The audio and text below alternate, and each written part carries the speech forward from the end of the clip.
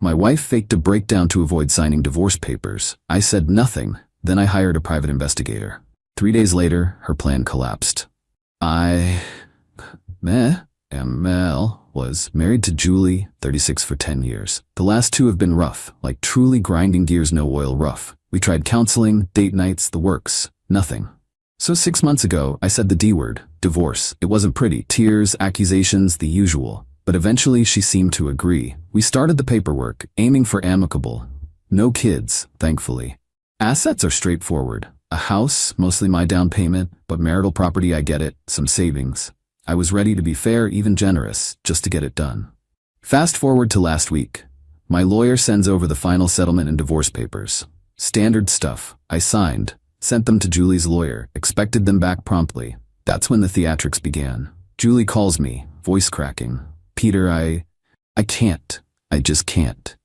Can't what, Julie? Your lawyer reviewed everything. It's what we discussed. No, I can't do this. I had a moment when the papers arrived. I think I'm having a breakdown. A real one. This was Monday. Julie can be dramatic. She once had a meltdown over her favorite brie being out of stock. But this was Oscar-worthy.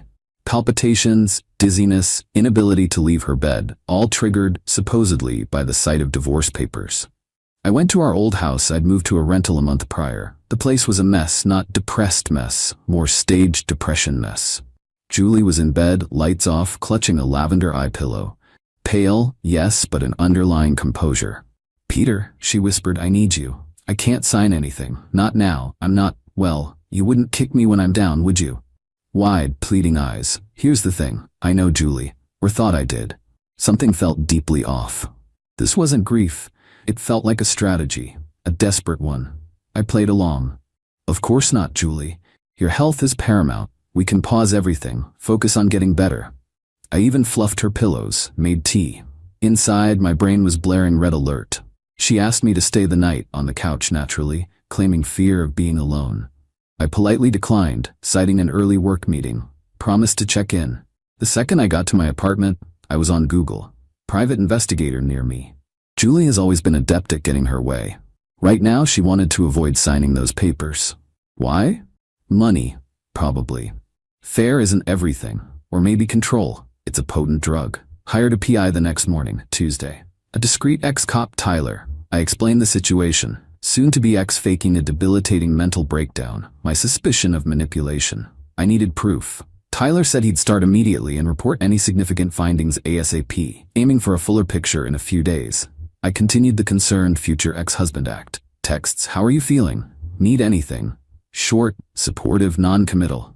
Her replies, still fragile, can barely eat, the world feels too loud. Yeah, okay, I'm patient. But Julie, honey, you underestimated me. Game on. Update, it's Friday. What a week. On the surface, I'm Mr. Empathetic, checking on Julie.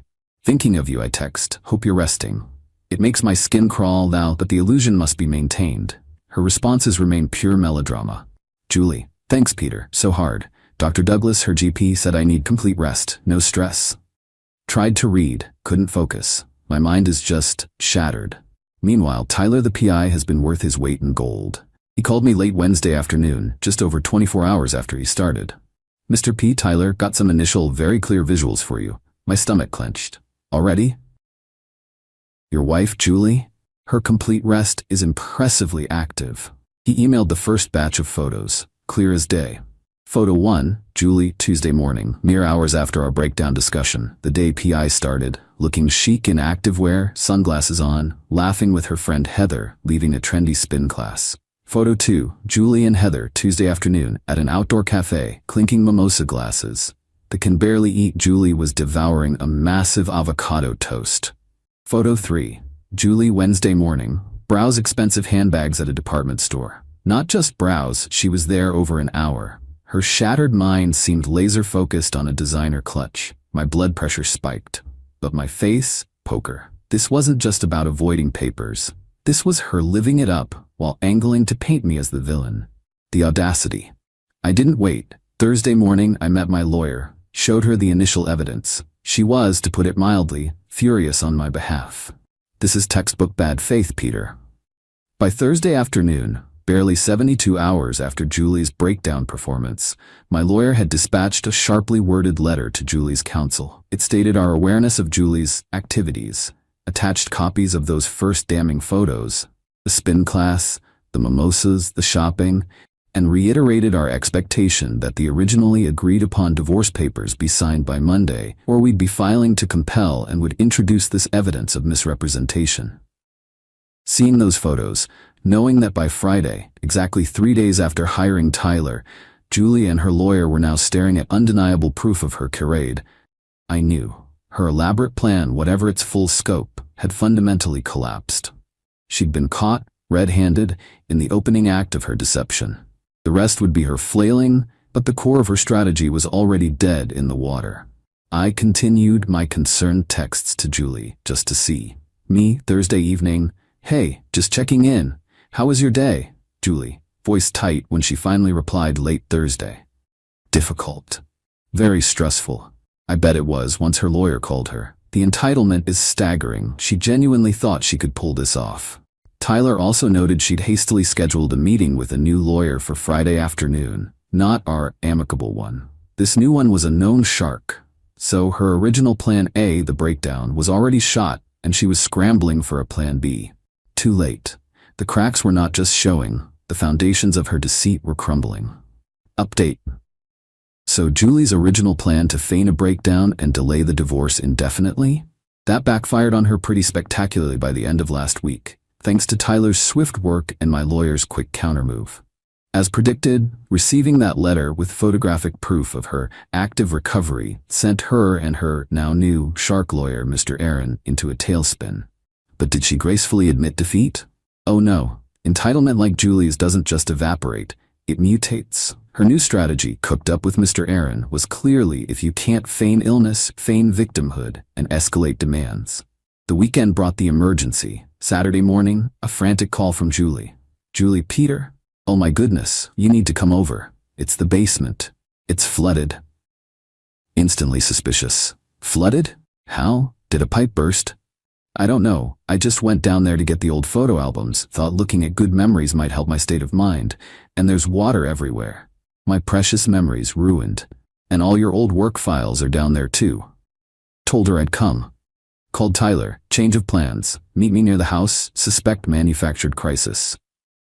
At the house, Julie is in full drama mode. Tear-streaked face or artfully applied water, wringing hands. Disaster, Peter, need a plumber, restoration company, thousands. A brochure for Aqua Resolve emergency plumbers was conveniently on the counter. Basement, half an inch of water in one corner, and a garden hose snaked in from the outside tap, tucked behind boxes. Outside tap still dripping. I looked at the hose, then Julie. Her face shifted from distraught to busted. Julie. Oh, that I was watering hydrangeas earlier and must have forgotten to. Me, to bring the hose inside and turn it on slightly to flood the basement, Julie. Is that what you forgot? She stammered. No, I mean, it must have, I don't know how. I just shook my head. I'll take care of it. Turned off the tap, coiled the hose, used the wet-dry vac. Done in 20 minutes. Files are fine, Julie. Albums too, I said flatly. Try to be more careful. Her look. Fury, quickly masked by a wounded expression. I'm just so out of it, Peter. Not myself. No kidding. Tyler, parked nearby, documented the whole charade. Monday, Mr. Aaron sends my lawyer an email. A masterpiece of audacity. Claims Julie's recent acute mental health crisis, further aggravated by Mr. P's accusatory response to her breakdown, evidenced by the threatening legal letter containing illegally obtained photographs and subsequent neglect during the basement flooding incident, means she now requires, indefinite, significantly higher spousal support, the entire house, free and clear, me to cover all her legal fees, me to pay for her $15,000 essential therapeutic wellness retreat. My lawyer called me, practically laughing. Peter, this is desperation. They know we have her on the initial deceit, so they're trying to muddy the waters and up the ante. Tyler, meanwhile, continued to gather more evidence of Julie's actual lifestyle. A loud concert with Heather, looking very untraumatized, more shopping, dinners out. My evidence folder was becoming a novel. My nice guy patience was long gone. Not that I exploded.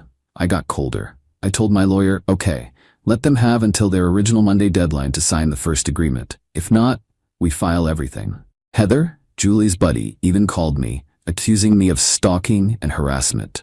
Me? Heather, this is between lawyers. Julie knows what she did. If she wants this to end smoothly, she knows how. If not, it gets messier and not in her favor. Fraud is serious. Click. The original deadline, Monday for my lawyer's first letter, came and went without the signed papers. Just more bluster from Mr. Aaron. We were ready. Update. Well, folks, it's over. The whole darn circus, and the ending was satisfying, not in a fireworks and explosions way, but in a quiet, watch the house of cards tumble kind of way. After Julie missed the initial Monday deadline set in our first letter, the one with the teaser photos, her lawyer, Mr. Aaron, sent another blustering response filled with more outrageous demands, essentially doubling down on the list from the basement flood aftermath. Pure deflection. My lawyer didn't even bother with another letter. Tuesday morning, she filed our motion to compel, attaching the full dossier Tyler had compiled. Every photo, every time-stamped report of her breakdown activities, spin classes, mimosas, shopping, concerts, dinners out, juxtaposed with her claims of incapacitation, my affidavit about the garden hose incident, and a preliminary look from a forensic accountant at her recent, rather lavish spending on personal credit cards. It painted an undeniable picture of deceit. The court date for the motion was set for the following Monday. That gave them almost a week to stew. The Thursday before the court date, my lawyer gets a call. It's Mr. Aaron. His tone, significantly less shark-like, more like a deflated balloon. He said, and I quote my lawyer here, "My client may have inadvertently given an impression that overstated the extent of her current incapacitation." Really? Mr. Aaron said Julie was now willing to reconsider the original settlement terms and asked if we could meet before the court date to finalize. He sounded like a man whose client had finally confessed the full extent of her lies to him. My lawyer, being the impressive professional she is, said, "Mr. Aaron, the original settlement terms from a position of amicable agreement are long gone, given your client's demonstrable bad faith, her attempts to defraud my client and the court, and the significant unnecessary legal fees and emotional distress she has caused. However, Mr. P is prepared to settle. He will revert to the financials of the original asset division. There will be no spousal support beyond the minimal transitional period initially offered. Furthermore, Miss Julie will be responsible for a significant portion of Mr. P's legal fees incurred due to her fabrications. If these terms are not met, we will happily present our full case, including all evidence of her misrepresentations, in open court on Monday." The silence on the other end, my lawyer said, was profound. Mr. Aaron called back an hour later. "Miss Julie agrees to those terms." Just like that. They wanted to avoid the public humiliation of Tyler's full evidence portfolio being aired. They knew they were defeated. The threat of having to pay my legal fees on top of her own, plus getting absolutely nothing she'd schemed for, was the nail in the coffin. We met at my lawyer's office that Friday. Julie was there with Mr. Aaron. She looked small. Pale, yes, but not artfully so this time. Just defeated. She wouldn't make eye contact with me, signed everything put in front of her. The divorce papers, the revised settlement agreement reflecting the terms my lawyer laid out. No more talk of wellness retreats or lifelong support. No Roomba. The only words she said directly to me in a low mumble as she was leaving were, "You didn't have to be so cruel." I just looked at her. "Julie," I said, my voice quiet but firm. "I wasn't cruel. I was honest and I responded to your actions. You chose deceit. This isn't on me. These are the consequences." She kind of crumpled. Mr. Aaron had to steer her out. The breakdown, miraculously cured. Tyler, doing one final, unnecessary but satisfying for me, check, saw her later that evening. Not at a spin class, at a bar with Heather, drinking, and not mimosas, hard liquor. Looked like she was actually crying this time. Real tears. "So it's done. I'm divorced. I got what was fair." She got what was fair, minus a chunk for my legal fees. Her grand plan, which she thought was so clever, collapsed under the weight of her own lies, starting just days after she initiated it. The house is being sold. We split the proceeds. I'm good with my rental. It's peaceful. Feel good? Not, yay I won. More, relieved, vindicated. That the truth came out and her manipulation failed. I didn't set out for revenge. I just won it out, fairly. Her greed and entitlement were her undoing. My lawyer said it's rare to see such a blatant attempt at fraud fall apart so decisively. She credited my calm approach and the quick, solid evidence. To anyone out there dealing with a manipulative ex, stay calm, gather evidence, legally, and let their own actions be their downfall. As for me, I'm looking forward. Moving on. Maybe I'll even buy myself a new Roomba, just because. Thanks for listening, Reddit.